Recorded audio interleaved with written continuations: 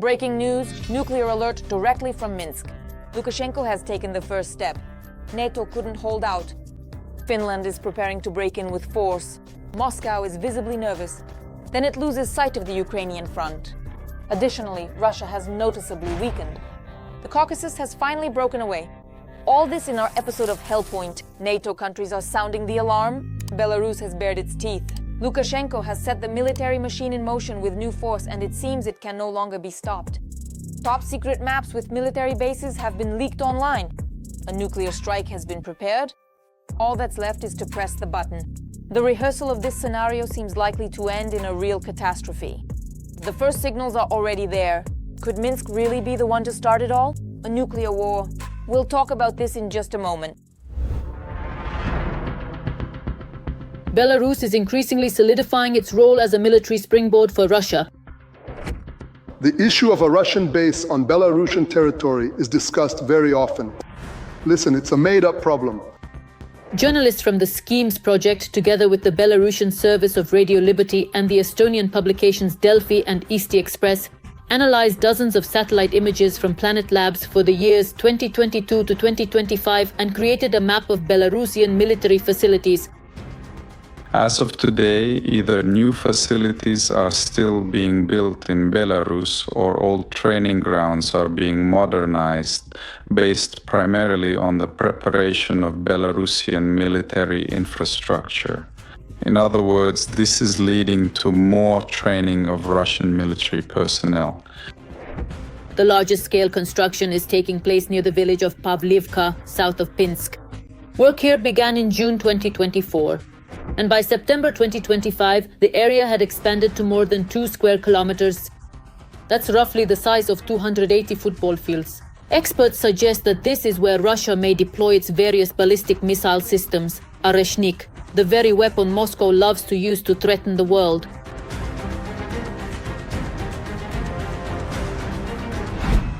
This location was not chosen by accident. Previously, this was the site of the Soviet military base, Camp number 25 Pavlivka, where the 306th Strategic Missile Regiment from Tula was stationed. It was armed with R-12 missiles as well as Mobile Pioneer and Topol missile systems. After Belarus joined the Nuclear Non-Proliferation Treaty in 1993, the regiment was relocated to Russia and the base was destroyed. In my opinion, these facilities are connected to strategic level equipment that could be deployed in Belarus. Whether it's Lishchina or something else, it could possibly be nuclear weapons, since there may have been storage facilities for them at this site during the Cold War. Satellite images show large-scale construction work, logging, earth embankments, the construction of 13 ammunition depots measuring 30 by 20 meters, 3 hangars each 100 meters long, and foundations for future buildings, as well as a brand new network of roads. Overall, the facility consists of 4 sections, a main one and 3 others that are almost equal in area. In fact, a real military district is being formed. I can't really say for sure what else this could be. If a base appears here, it could indeed be perfectly suited for that particular role. The second base is being established on the outskirts of Gomel, less than 40 kilometers from the border with Ukraine. Construction here began at the end of 2023. They are building a training and tactical field, a parade ground, barracks, and a dining hall for 680 people. In terms of infrastructure size, this facility matches the existing military bases of Belarus. It could potentially accommodate a brigade of about 3,000 troops. Basically, we are now seeing how the military infrastructure of Belarus is truly experiencing a second wind. This could be connected to Lukashenko's desire to attract additional funding amid the wave of militarization coming from Putin. Simply put, Lukashenko is using this as an opportunity to upgrade the infrastructure of his own army. But overall, this is yet another clear demonstration of the serious threat that can come both directly from the Russian aggressor and from Belarus as a potential staging ground for attacks.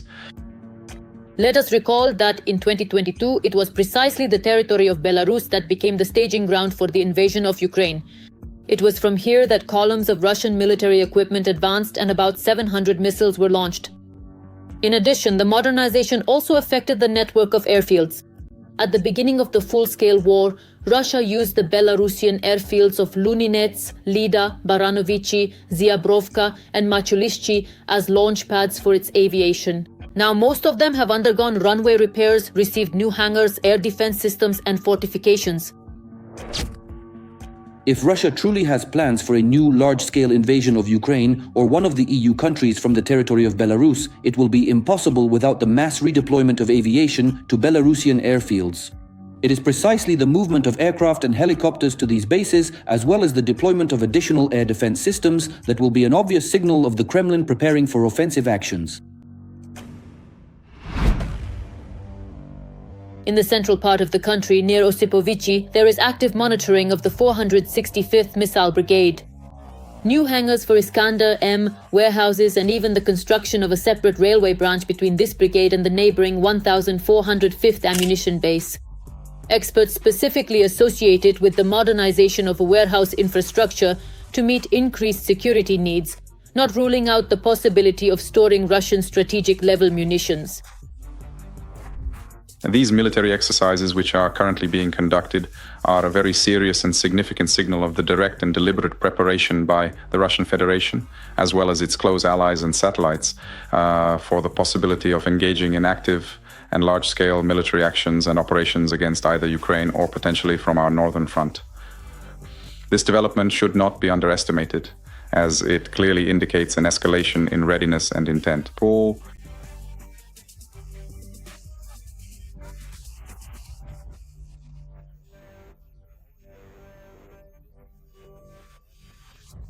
These exercises are very serious signals that are being actively assessed directly by NATO. We can see how, in parallel, the North Atlantic Alliance, over the course of many months now, is also conducting a series of military exercises, starting with Air Defender 2025 in Poland, and in October there will be nuclear exercises as well. Plus, of course, the forward deployment of NATO forces closer to the alliance's eastern flank, as a demonstration of readiness for possible provocations from the Russian Federation. Belarus has long embarked on the path of complete subordination to Russia. New military bases, modernized training grounds, strategic missiles. All of this is turning Ukraine into a part of Putin's war machine. Every warehouse, every hangar, every road. This is yet another step toward making the territory of Belarus a launchpad for new threats, not only against Ukraine, but against all of Europe. And judging by the pace, this construction process is not just ongoing, it's accelerating. On the front line, new Ukrainian Iron Warriors. Their tracks overcome obstacles, sensors instantly spot the enemy, and their strikes are precise. Created by our engineers, these machines break through defenses and undermine the occupiers' morale. These ground robotic systems are already harassing the Russians at the front, and tomorrow they could completely break Putin's army. Now the dictator is urgently ordering his engineers to start producing their own versions. You'll hear about this directly. Combat logistics, evacuation engineering, reconnaissance. This is not a complete list of the types of ground robotic systems, or GRS. In the fourth year of the war, it's hard to imagine how Ukraine manages to successfully resist Russia without these machines. Previously, GRS were ineffective, but now they are truly saving the lives of Ukrainian soldiers. You can fight for a long time. You can fight in different ways, but life, unfortunately, is very fragile and incredibly valuable. And in order not to pay a high price for the war against the enemy, we try to use drones. It's cheaper than fighting with people. The main goal of using GRS is to save human lives. Right now, for infantry to move on the front line in the gray zone is almost a guaranteed suicide, because this is the territory of FPV drones, which can wait for a target even around the clock in standby mode. GRS, with the delivery of ammunition and supplies, handle this perfectly. The task is carried out by the Logistics Operations Unit. This is the delivery of supplies. We work on the front line, delivering supplies and evacuating the wounded. With the invaluable help and assistance of these advanced robots, we are able to save and protect the lives of our brave servicemen and women, because even if one of these machines happens to hit a dangerous mine, only the metal parts of the robot are damaged, not a human being. That is exactly why these robots truly and consistently prove themselves in real-life action, 100%. One example, the logistics NRK race can transport up to 200 kilograms of cargo. For example, it can evacuate 2 wounded soldiers. It operates at a distance of 20 kilometers. That is, it can deliver or pick up cargo at a distance of 10 kilometers and return to the operator. This ground drone is capable of incredible things. It operates in conjunction with an aerial drone which serves as the eyes of the rice. It hit a mine and lost 3 wheels. Even on a single wheel, it delivered supplies to the position without any issues. So, it proved itself very well in this work. Currently, 47% of all UGVs are used for logistics and evacuation tasks. About 25% are used for engineering tasks like mining and demining. Approximately 12% are used in combat roles. The rest are used for special missions. Rice, Targ and Termi, these are far from the full list of UGVs being used at the front. Now, Ukraine has many specialists in this sector and is a world leader in UGV production. Because UGVs are being tested on the battlefield in real time, all shortcomings are immediately addressed and improved. The speed and ingenuity of Ukrainian engineers is impressive. Many teams quickly adapt to the needs of the front. Some solutions are still in the early stages, while others are already showing significant potential for integration into more complex architectures. Ukraine has already established itself as a key player in combat robotics. Mikita Makushin, head of Milrem Robotics. In just the first quarter of 2025, the defense procurement agencies purchased over 8,000 robots. In total, this year the state plans to order 15,000 UGVs, which is 15 times more than last year. Reducing losses among combat personnel and accomplishing combat missions are tasks that Ukrainian UGVs handle excellently. Every voice matters. Join our community, support independent journalism and help us bring you the truth from Ukraine. Become a member of Ukraine today. Join us now. Finland will take revenge on behalf of everyone. Russia is worried. Its greatness could fall at any moment. Their resolute intentions can no longer be hidden. In the Kremlin, they are singing a very sad tune, saying that a response will be inevitable. However, the game has begun and Putin is not the one leading it. Which scenario is the most likely? Don't miss what's next. New threats and accusations. The Russian dictator is preparing for yet another war. Russia has always consistently achieved significant results throughout its history, and has always emerged victorious from all the toughest trials. Well, not always exactly like that. Let's not talk about the so-called great achievements of the Russian army right now. In the past few days, Putin's mouthpieces have been making statements about a possible war. The former ALCO president, Dmitry Medvedev, has decided that Finland is preparing to attack Russia. After joining NATO under the guise of defensive measures, Helsinki is pursuing a confrontational course, preparing for war with Russia. It seems they're preparing a staging ground for an attack on us, so... Moreover, according to his version, Russia supposedly legally deserves reparations from Finland for World War II, arguing that at the time they paid too little thanks to Russia's goodwill. Another delusion from the Kremlin, alcoholic Medvedev, who likes to reinterpret history, just as Russia in general likes to rewrite it. If we talk specifically about reparations, there were repeated consultations between Soviet Russia and Finland after World War II, during which the term Finlandization actually emerged. In this context, the Soviet Union did not demand any territorial concessions or reparations from Finland, and in return received assurances that Finland would not join NATO. But obviously the situation has changed over time. Following the alcoholic Medvedev with his aggressive statements, the head of the State Duma Defense Committee, Andrei Kartapolov, also made aggressive remarks. According to him, Helsinki's actions are allegedly extremely irresponsible, and the Ukrainian leadership is turning Finland into a hotbed of fascism. Finland is taking the right steps in the policy of the Finnish leadership under pressure. And in fact, it is truly becoming, thanks to the ongoing situation in Ukraine, a genuine and undeniable hotbed of fascism. I feel very sorry for all the people who have been forced to go through so much hardship and suffering and who absolutely do not deserve the fate and the difficult situation we are all experiencing today. Then Kartapolov stated, or rather threatened, that Russia is ready to defend itself at any moment and has everything necessary to do so. Medvedev has also spoken about this before. We cannot ignore the important fact that Finland is currently a member of the North Atlantic Alliance, also known as NATO. This situation predetermines necessary changes in our military approaches to border arrangements, as well as to countering any possible unfriendly acts. If you remember the well-known phrase often attributed to Churchill, that the fascists of the future will call themselves anti-fascists, then the Russians are very vividly emphasizing exactly today's ideology of the owl state, running around accusing everyone left and right of allegedly supporting Nazi or fascist ideas. Of course, there are no concrete facts behind these accusations, but such hybrid psychological aggression against Finland, against Poland, against the Baltic states is yet another confirmation of the long-term plans of the Russian Federation. They do not have any intention to stop at Ukraine, and much of President Vladimir Putin's plan is about restoring the influence of the Soviet Union over Eastern and Northeastern Europe.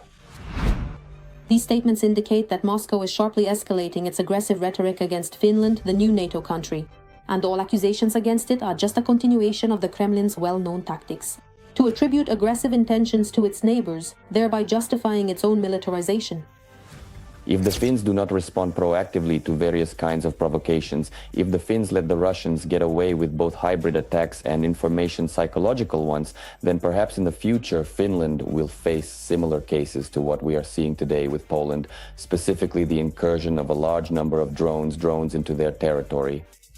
If this is a deliberate plan, which it can hardly be called anything else, then the Russians will also try to carry out specific physical operations on the ground in order to seize Finnish territory.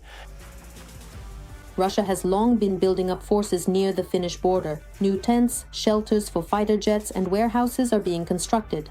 Thus, the Kremlin is gradually preparing the ground to put pressure on Finland. Brutal. Putin is challenging the alliance. The dictator already has the attack plan on his desk. The targets have been identified. The Suwałki corridor is in the spotlight. Unknown soldiers and a flood of weapons have appeared. The blockade of the Baltic countries is at the ready. The dictator is biding his time and already trying on a laurel wreath. Something truly dangerous is coming. Poland is on alert. A test strike has taken place. Find out what happens next in the report, coming up in just a moment. The Suwałki corridor is NATO's most vulnerable spot, and in the near future, Putin may try to exploit it. He may attempt to invade this Achilles heel.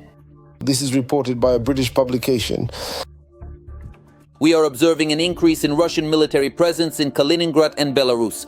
We are seeing sudden military exercises and unusual troop movements. We are facing a hybrid war with GPS jamming, sabotage of underwater vessels, and little green men stirring up unrest among Russian-speaking minorities. We're talking about the so-called Suwałki corridor, which is about 100 kilometers long and connects Poland with the Baltic states. Military analysts often describe it as NATO's most vulnerable zone. If Russia and Belarus seize this corridor, they will cut off Lithuania, Latvia, and Estonia from their European NATO allies. Anything that resembles a large-scale buildup of military power on the border with Ukraine, similar to what happened right before the 2022 war, should be interpreted as a serious warning sign. The movement of fuel, vehicles, and other military assets could be an indication of a forthcoming invasion. The military exercises Zapad 2025, which will be jointly conducted by Russia and Belarus from September 12th to 16th. And they will partly take place near the borders with Poland and Lithuania. We must take exercises near the borders of NATO and the EU seriously. Both neighboring countries and NATO itself are treating them with the utmost seriousness. Lithuania and our allies are ready, united, and closely monitoring the situation, prepared to respond if necessary. Military experts are urging close monitoring of these exercises. And the NATO countries bordering Russia are conducting their own military exercises during this same period. 10 Northern European NATO countries are participating in the Terraces 25 exercises. Meanwhile, Lithuania is holding its own national defense exercises called Thunderstrike. Poland is conducting its own Iron Defender 25 exercises, which have brought together 30,000 service members. We need to set challenging tasks for our military and force them to think outside the box. It's not easy to reach the training site and set up camp. We need trials and challenges. Russia knows that if we are fully armed and ready for battle, they will definitely lose. So we won't be given the easiest conditions. We will have to operate under pressure. The Suwałki corridor is the only land route for NATO forces to Lithuania, Latvia, and Estonia. It is considered the Achilles heel of the alliance due to its limited military potential compared to other NATO members. The Kaliningrad region and the Suwałki corridor are regarded as potentially dangerous zones, because it is through these areas that Russia may attempt to block the Baltic countries, on one side from the sea and on the other by land, perhaps during the Zapad 2025 exercises. Moscow uses them to test NATO's response to provocations. Moscow is ramping up the mobilization of the Russian population and economy. This is confirmation that Ukraine's aggressor is preparing for a possible war with NATO, and the Suwałki corridor is the most likely place for the confrontation to begin. Shockingly, Armenia has set a course for reconciliation with its neighbors. For the first time in a decade, the ice between Yerevan and Ankara has begun to thaw, with the signing of official documents and the opening of borders. This is a blow to Putin. In Moscow, they can't believe their eyes. Countries are uniting right behind their backs. What will happen next? Is this really the end of Russia's influence in the Caucasus? We'll tell you in just a moment. A major event for Armenia. After nearly 33 years of isolation, the country is ready to restore relations with its neighbor and reopen their shared border. There are no issues or delays on the Armenian side. We are ready to open the borders and establish diplomatic relations as soon as tomorrow. The Armenian-Turkish border stretches for a total of 328 kilometers, from the triple border junction with Georgia in the north to the junction with Azerbaijan in the south.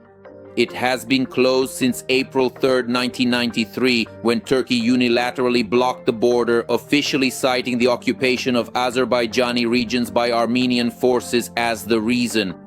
Back then, 30 years ago, the Ankara government promised to open the border only on the condition that Armenia would stop seeking international recognition of the Armenian genocide by the Turks and withdraw its troops from the conflict zone in Nagorno-Karabakh. And now, in 2025, it seems that the differences between the neighboring countries have been resolved. Experts believe that here, Pashinyan is trying to shift the focus, making certain attempts to build a new narrative about relations with neighbors, hugging. Lack of clarity.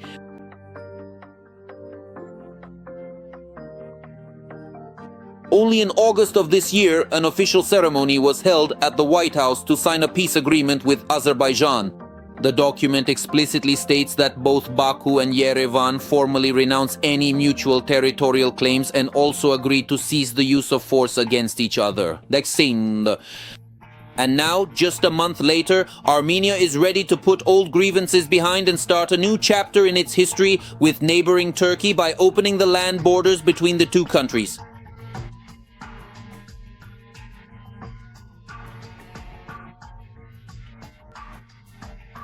And when in Armenia, Azerbaijan, and in many other countries throughout the region, people started talking about peace having finally come, perhaps this is in some ways a way for Turkey to encourage Armenia.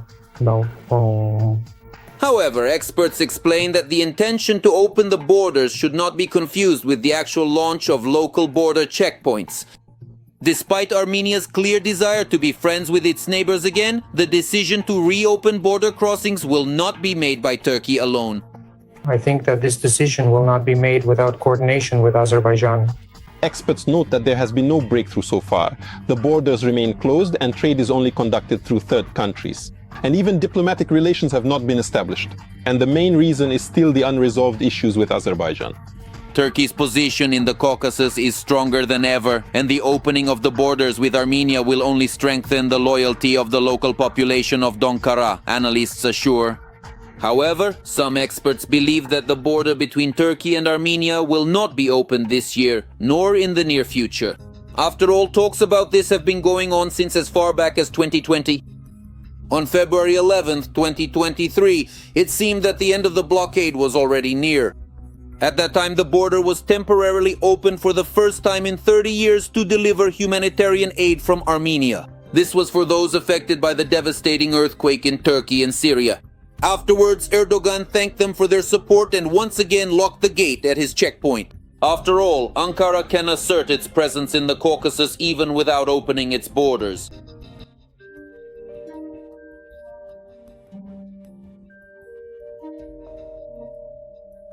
but they say, sorry, but there is a personal political promise from Mr. Erdogan, just like there was to Mr. Aliyev. So, despite the fact that we understand that the normalization of Armenian-Turkish relations is beneficial for Turkey, Azerbaijan is still more important to Turkey.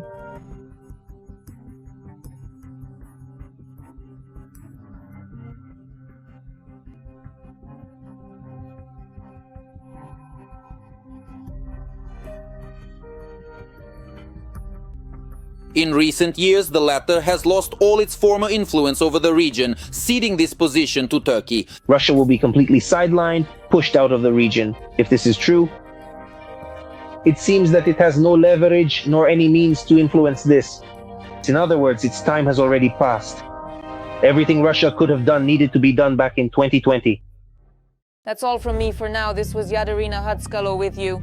Even more hellish news from the front in our next episode. In the meantime, don't forget to subscribe and hit the like button. See you soon.